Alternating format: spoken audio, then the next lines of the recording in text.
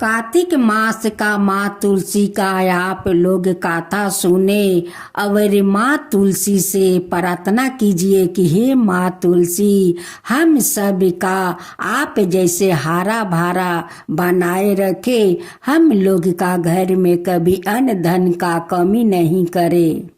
तो देखिए आप लोग पर विष्णु भगवान कैसे सहाय होते हैं और कैसे आप लोग को दुख दूर कर देते हैं। एक ब्राह्मण था, वह प्रत्येक दिन मंदिर जाता था। वह प्रत्येक दिन तुलसी माता की पूजा करता था कि हे तुलसी महारानी, मेरी आनंद करना।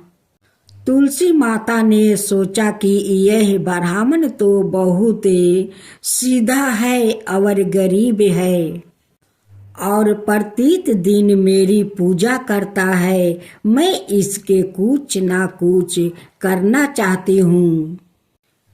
तो तुलसी महारानी एक कन्या का रूप बनाकर बैठ गई और उस ब्राह्मण को बोली कि हे ब्राह्मण, मैं भी तेरा घर आना चाहती हूँ।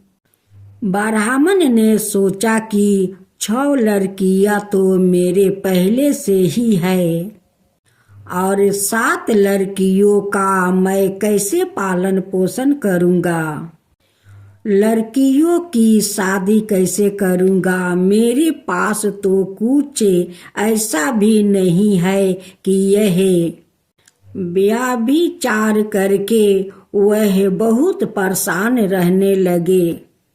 उसको तो खाना भी नहीं भा रहा था। उसकी औरत ने कहा कि क्या बात है, आजकल बहुत दुखी दुखी रहने लगे गए। तो इस पर ब्राह्मण बोला कि मैं मंदिर जाता हूँ, वहाँ पर एक छोटी सी सुंदर सी कन्या बैठी है और वह कहती है कि ब्राह्मण ने मैं आपका घर आऊं। उसकी पत्नी बोली कि अरे इसमें परेशान होने की क्या बात है। ब्राह्मण बोला कि पहले से अपना 6 लड़कियां तो है। ब्राह्मण बोला कि पहले से अपने 6 लड़कियां तो है ही, उनकी भी अपने को शादी भी करवानी है। तो इस पर ब्राह्मणी बोली कि अरे यह तो कोई बात नहीं है, अपनी 6 लड़कियों की शादी करवाएंगे, वैसे 7वीं की भी करवाएंगे। अपना 7 लड़कियों की शादी साथ में करवाएंगे। अगले दिन जब वह ब्राह्मण मंदिर गया तो उस छोटी छोटी कन्या ने पूछा, ब्राह्मण मैं आपके घर आऊं तो? ब्राह्मण बोला कि हाँ चल बेटा चल। उनको वह घर पर लेकर आ गया।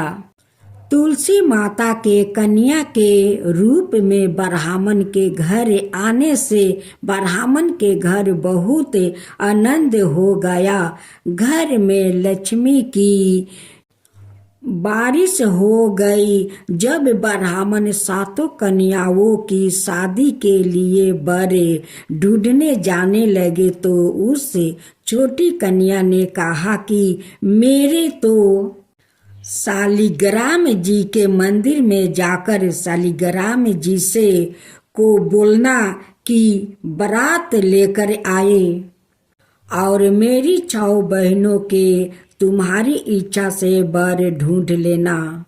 तुलसी महारानी की मेहरबानी से उसके तो सब जेवर कपड़ा खाना सब तैयार हो गया और अच्छी धाम धूम से उनकी शादी हो गई। और उस ब्राह्मण के तुलसी माता टूट मान हुई।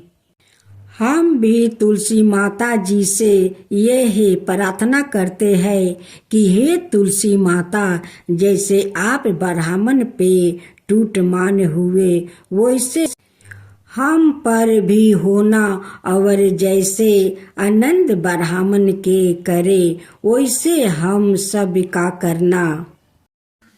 गणेश जी की जय हो, गणेश जी की जय हो। एक बुढ़िया माई थी, वह बहुत ही गरीब और अंधी थी। उसके एक बेटा और बहू थे। वह बुढ़िया सदाई गणेश जी की पूजा किया करती थी। एक दिन गणेश जी प्रकट होकर उस बुढ़िया से बोले, बुढ़िया माँ तू जो चाहे सो मांग ले। बुढ़िया बोली, मुझसे तो मांगना नहीं आता है, कैसे और क्या मांगू।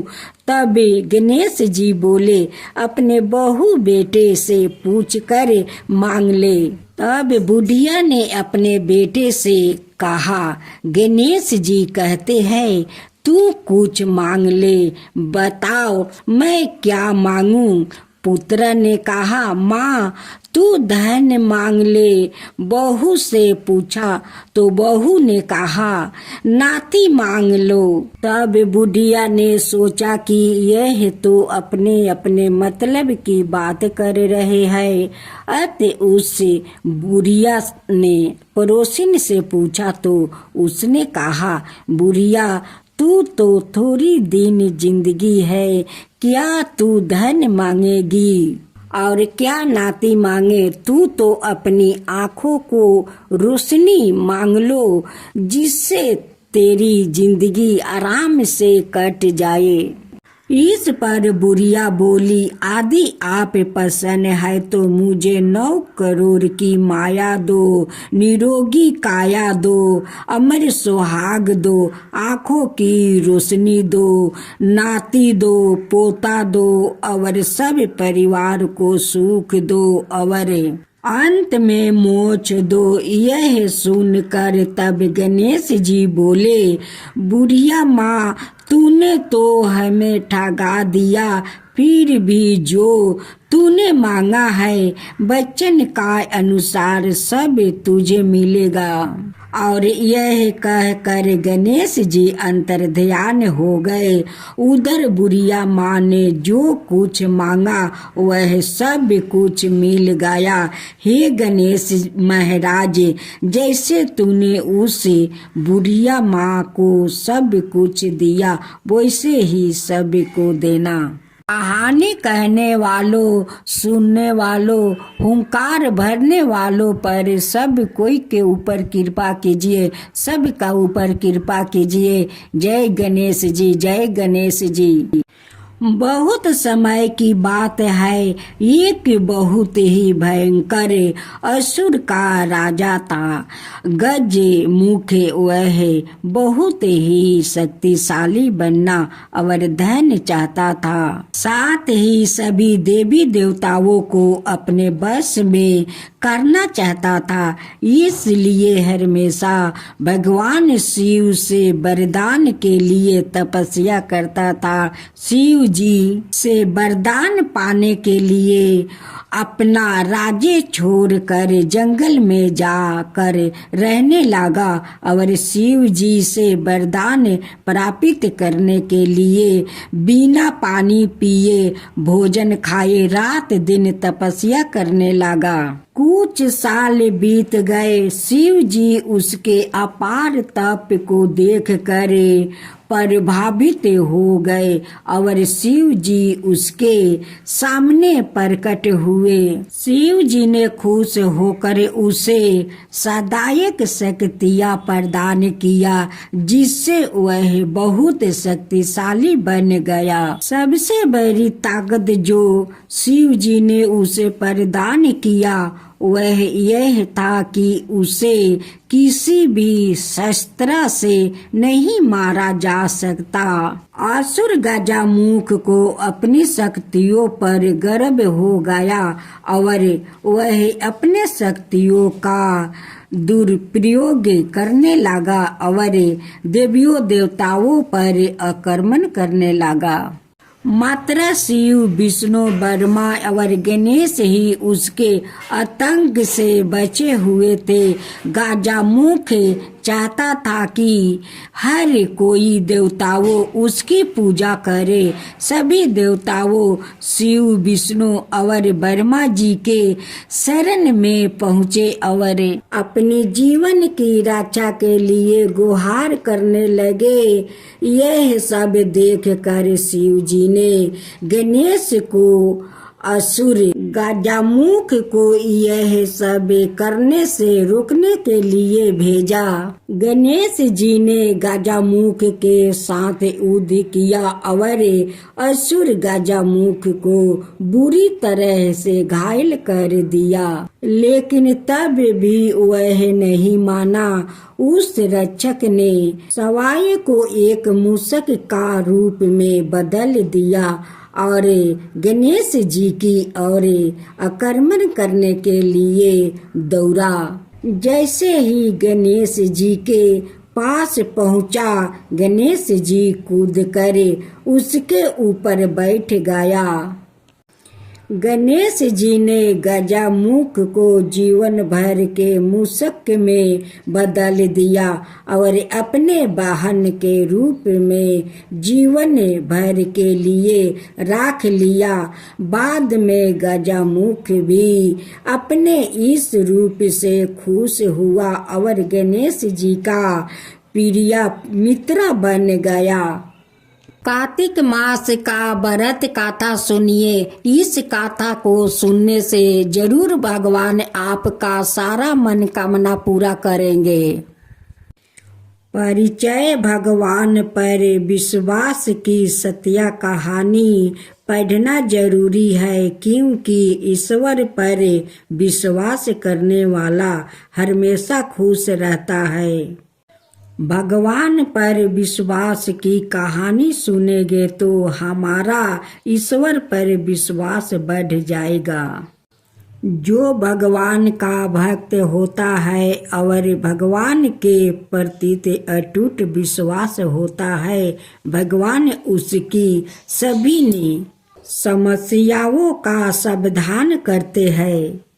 हम भगवान पर विश्वास करते हुए कहानी को शुरू करते हैं। भगवान पर विश्वास की सत्य ये कहानी है। एक बहुत ही कंजूस सेठ एक दिन अपने दुकान पर बेटे को बैठा दिया। किसी को बिन पैसा लिए किसी को भी कुछ नहीं देना, जब तक मैं आपस नहीं आता। अचानक एक संत आ गया जो अलग अलग स्थानों से भोजन सामग्री इकट्ठा करते थे। संत ने सेठ के बेटे से अनुरोध किया कि वह उन्हें थोड़ा नमक दे दे।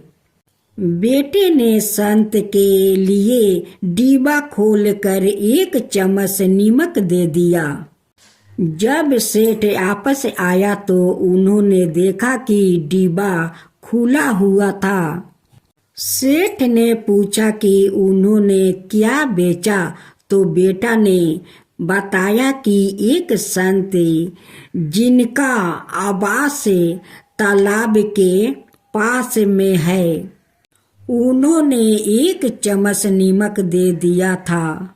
इसके बाद सेठ ने संत की ओर बढ़ते हुए कहा, तब तक संत भगवान के भोग को तैयार करके भोजन करने के लिए तैयार होकर बैठ चुके थे। सेठ ने दूर से ही बोला कि महाराज, आपके लाए गए नमक में जहरीला कुछ मिलाए हुए है, कृपया इसे ना ग्रहण कीजिए।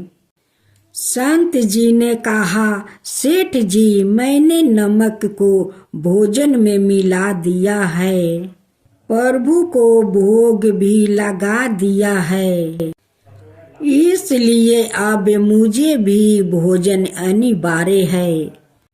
क्योंकि इस तरह संत ने भोजन को प्रसाद बनाकर भोजन शुरू कर दिया। क्योंकि भगवान पर पूरा विश्वास था, परमात्मा पर विश्वास था, सेठ जी के होश उड़ गए। और वो रात भर वही बैठे रहे। सेठ के मन में उस समय यह ख्याल था कि अगर संत को कुछ हो गया तो उसकी बड़ी बदनामी हो सकती है। सेठ सोचते रहे कि अगर संत की तबीयत खराब हो गई तो कम से कम एक वैद्य की सलाह तो मैं जरूर देंगे। सोचते सोचते उन्होंने नींद आ गई। सुबह की तरह संत जल्दी से उठे और नदी में स्नान करने लगे। सेठ जी ने पूछा, महाराज आपका तबीयत ठीक है या है नहीं? संत ने मुस्कुराते हुए कहा, भगवान की कृपा है। इसके बाद उन्होंने पूजा करने के लिए मंदिर जाने की यात्रा आरंभ किया। जैसे ही संत ने मंदिर का प्रवेश किया, उन्होंने देखा कि भगवान की मूर्ति के 2 टुकड़े हो गए थे और मूर्ति का शरीर काला पड़ गया था। इस नजरिया को देखकर सेठ को सब समझ में आ गए कि भक्त के अटल विश्वास के कारण भगवान ने भोजन के रूप में जहर सवाए अपने अवतार में ग्रहण कर लिया और उस भक्त के रूप में प्रसाद के रूप में अस्वीकार किया। इस घटना के बाद सेठ ने तुरंत अपने बेटे को दुकान की जिम्मेदारी सौंप दी और सवाए संत की शरण में आकर भगवान की भक्ति करना शुरू कर दिया। इस चमत्कार के कारण यह कहानी भगवान की चमत्कार की कहानी के नाम से प्रचलित हुई। भगवान पर विश्वास की सत्या का कहानी से सीखा। भगवान पर विश्वास की सत्या का कहानी से सीख मिलती है कि भगवान पर अटूट विश्वास होना चाहिए। भगवान पर विश्वास की सत्या का कहानी से शिक्षा मिलती है कि भगवान का जो सच्चा भक्त होता है उसके सर पर भगवान का हमेशा हाथ होता है। भक्त और भगवान की सच्ची घटना का अनुभव एक सच्चे भक्त को ही हो सकता है।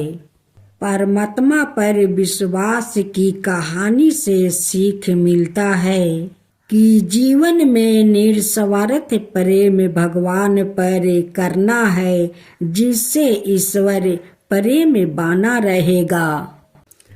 भगवान राम में आस्था विश्वास पढ़ने हुए उनके आदेशों पर चलने के लिए महाताय में है। वर्ष ऋतु की समाप्ति और सर्दी ऋतु के आगमन का सूचक दशहरा अन्य त्योहारों में एक प्रमुख त्योहारों है।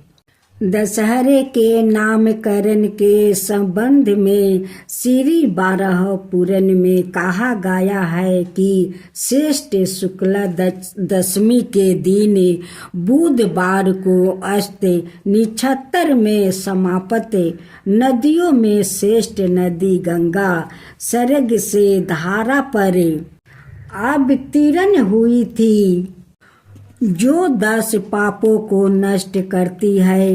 इसलिए इस तिथि को दशहरा कहते हैं। चौकी रावण के 10 सिर थे और इसी दिन उसका हनन हुआ था। इसलिए भी यह त्योहारों दशहरा के नाम से प्रसिद्ध हुआ तथा यह त्योहारों आश्विन शुक्ला दशमी को माना जाने लगा। दशहरा मानने की परंपरा युग से चली आ रही है। दशहरा मानने की परंपरा युग से चली आ रही है। त्रेता युग में अयोध्या के राजकुमार भगवान श्री राम ने लंका के घमंडी राजा रावण का वध करके विजय श्री प्राप्त की थी। इसलिए इस त्योहारों को विजयदशमी के नाम से भी जाना जाता है। राम को ज्ञान, सत्य और दैवत्य का प्रतीक माना जाता है, जबकि रावण अज्ञान, असत्य और दानवत्या का प्रतीक है। इस प्रकार विजयदशमी का त्योहार ज्ञान की अज्ञान पर सत्य और दानवत्या का प्रतीक है। इस प्रकार विजयदशमी का त्योहार ज्ञान की अज्ञान पर सत्य की, असत्य पर धर्म की, अधर्म पर और दैवत्या की, दानवत्या पर विजय का प्रतीक है। पुराणों में उल्लेख किया गया है कि विजयदशमी की तिथि को देवराज इंद्र ने महादानव वृत्रिसूर पर विजय प्राप्त किया था। पांडवों ने भी विजयदशमी के दिन ही द्रौपदी का वरण किया था। महाभारत का युद्ध भी विजयदशमी को ही आरंभ हुआ माना जाता है। ज्योतिर्निबंध नामक ग्रंथ में लिखा है कि आश्विन शुक्ला दशमी को तारा उदय होने के समय विजय नामक मुहूर्त कल होता है, जो सब कार्यों को सिद्ध करने वाला माना गया है। इसलिए इस त्योहारों को नाम विजयदशमी पड़ा होगा। महर्षि भृगु ने कहा है कि इस दिन सभी राशियों में सायंकाल के समय विजय मुहूर्त में यात्रा करना उत्तम होता है, दिन में नहीं। जो 11वां मुहूर्त है उसे विजय कहते हैं। जो जीत चाहते हैं उन्हें इसी मुहूर्त में यात्रा करनी चाहिए। इस तिथि को भगवान राम ने भगवती विजय का पूजन कर विजय प्राप्त की थी। इसलिए इस दिन देवी विजय की पूजा की परंपरा है, जिसकी वजह से इस त्योहारों का नाम विजयदशमी पड़ा। चिंतामणि ग्रंथ में कहा गया है कि आश्विन शुक्ला दशमी के दिन तारों के उदय होने का जो समय है उसका विजय से संबंध है, जो सारे काम और अर्थों को पूरा करने वाला है। जो आदर के साथ दशमी का व्रत करता है वह मन के चाहे सब उत्साहों को पा जाता है। जो अपना कामों में सफलता चाहते हैं, इसे मनुष्य इस दिन 10 दिशाओं को पूजे तो उनके मनोवांछित कार्य पूर्ण होते हैं। अष्ट पुराण के मतानुसार दशहरे के दिन स्नान और दान का विशेष महत्व है। अतः किसी भी नदी अथवा सरोवर पर जाकर अर्घ्य यह तर्पण अवश्य करे। इससे व्याकृतों महापातकों के बराबर के 10 पापों से छूट जाता है। इस दिन नीलकंठ पंछी के दर्शन करना शुभ माना जाता है। दशहरे का त्योहारों 17 पूजन के वरण के रूप में भी विख्यात हो है। आज मैं आपको शरद पूर्णिमा का गाथा सुनाती हूँ। आप लोग इस गाथा का सुनिए। नवरात्रि और विजयदशमी के बाद आने वाले सबसे महत्वपूर्ण पर्व है शरद पूर्णिमा। भगवान कृष्णा ने जगत की भलाई के लिए रथोत्सव का यह दिन निर्धारित किया है, क्योंकि इस रात्रि को ही 16 कलाओं से पूर्ण चंद्रमा अपनी अमृतमयी चंद्रिका धारा पर बिखराता है। शरद पूर्णिमा के दिन चंद्रमा और पृथ्वी की दूरी बहुत कम होती है, इसलिए अमृत प्राप्ति की इच्छा से लोग शरद पूर्णिमा की रात्रि को दूध की खीर बनाती है। घी और चीनी मिलाकर जमाने के लिए चंद्रमा की किरणों में रख देती है। चंद्रमा की किरणों में रखी गई खीर मीठे दूध और लबरी खंड खाने में बहुत ही स्वादिष्ट लगते हैं, जो स्वास्थ्य के लिए अत्यंत गुणकारी होते हैं। शरद पूर्णिमा के दिन माताएं अपनी संतान की मंगल कामना के लिए व्रत रखती है और देवी देवताओं की पूजा करती है। इस दिन मंदिरों में विशेष पूजा किया जाता है। ज्योतिषियों का मानना है कि संपूर्ण बरस में केवल शरद पूर्णिमा की रात्रि को ही चंद्रमा अपनी 16 कलाओं वाले होते हैं। ऐसा जन विश्वास है कि इस रात्रि को चंद्रमा की रोशनी में सुई में धागा बिरोने से आँखों की रोशनी बढ़ती है।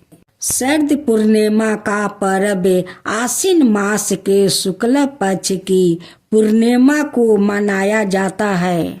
इस दिन प्रातःकाल स्नान नदी नित्य कर्मों से निवृत्त होकर अपने अर्घ्य दे कुल देवताओं की षोडशोपचार से पूजा अर्चना एवं शंकर भगवान के पुत्र कार्तिकेय की भी पूजा इस दिन करने का विधान है। एक पाट पर जल से भरे लोटा और गेहूं से भरा एक गिलास रख कर उस पर रोली से स्वास्तिक बनाकर चावल और दक्षिणा चढ़ाए, फिर टीका लगाकर हाथ में गेहूं के 13 दाने लेकर व्रत की गाथा का श्रवण करे।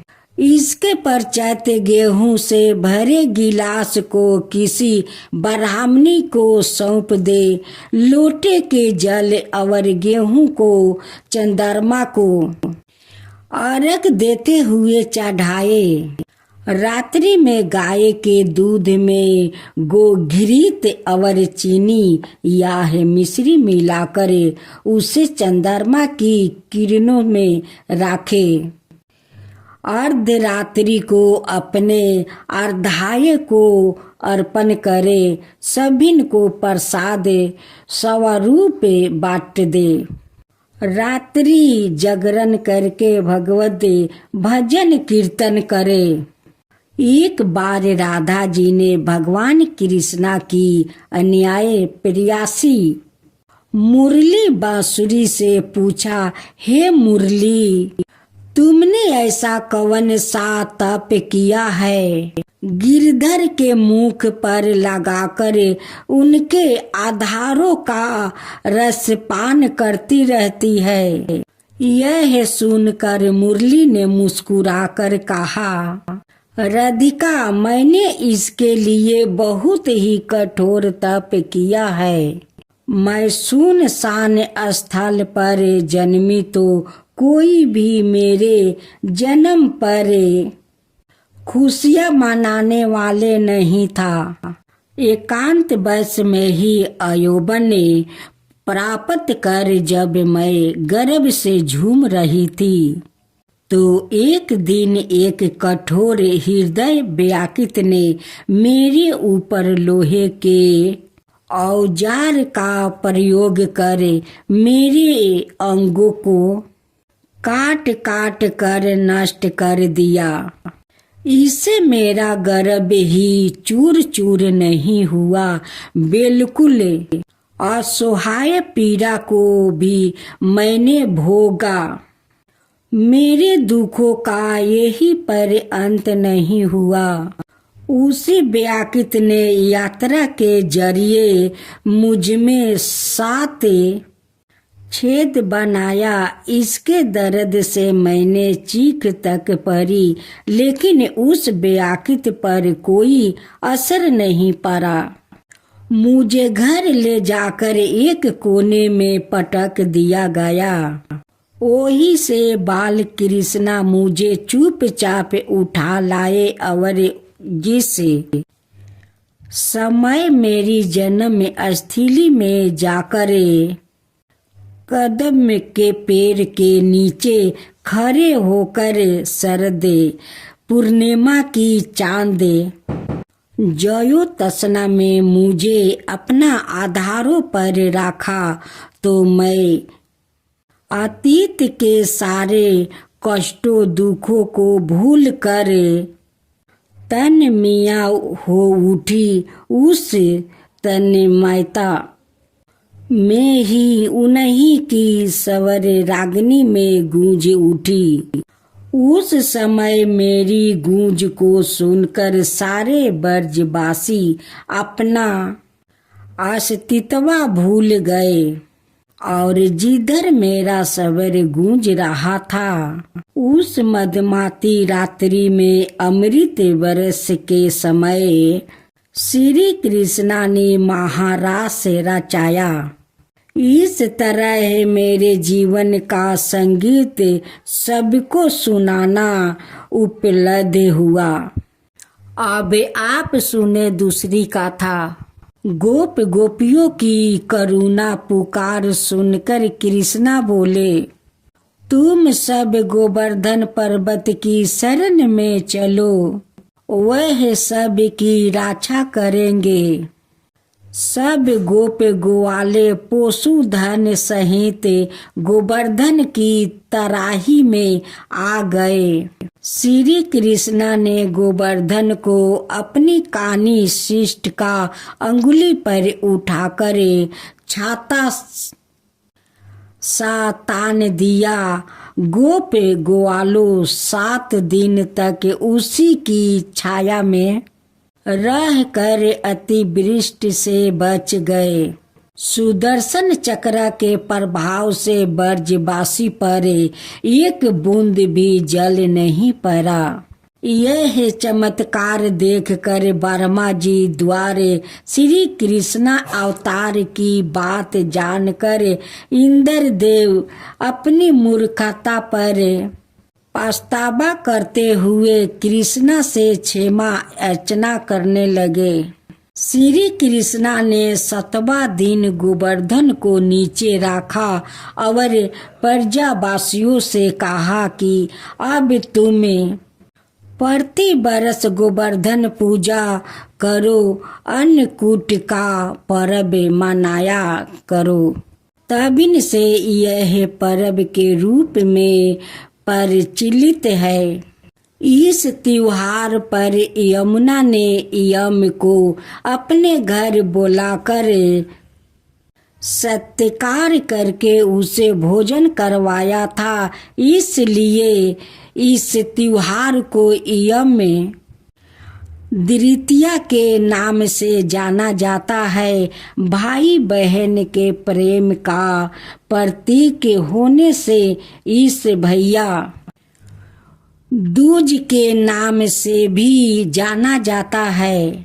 शास्त्रों में ऐसा लिखा है कि इस दिन यमुना अपने भाई यम से मिलने गई थी और उसने उन्हें स्वादिष्ट भोजन करवाया। यमराज ने प्रसन्न होकर उसे यह वर दिया था कि जो व्याकित इस दिन यमुना में स्नान करके यम का पूजा करेंगे, मृत्युक के पश्चात उसे यम लोक में नहीं जाना पड़ेगा।